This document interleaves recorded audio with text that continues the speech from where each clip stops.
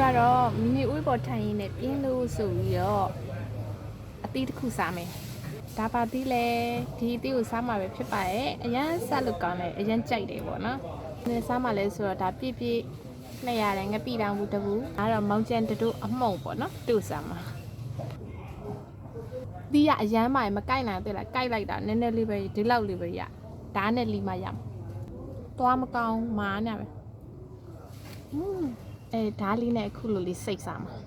ရှေစောကတိဘလော့ကာဒီမှာ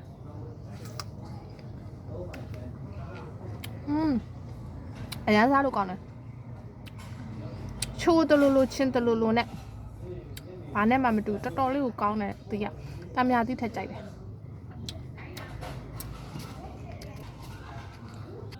ဒါငပိနဲ့တူ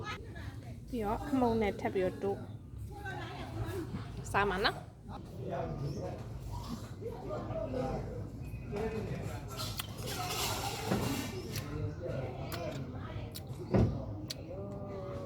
အရရတာရှိမင်းကလေးကအချင်းကြိုက်တယ်ကွက်တီပဲရှင်တော့ကတည်း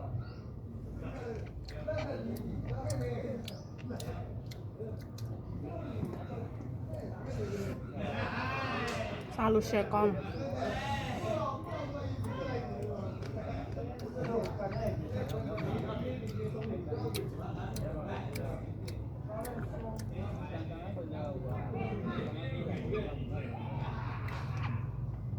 ကောင်းလားရှယ်ရှင်တော့ကတည်း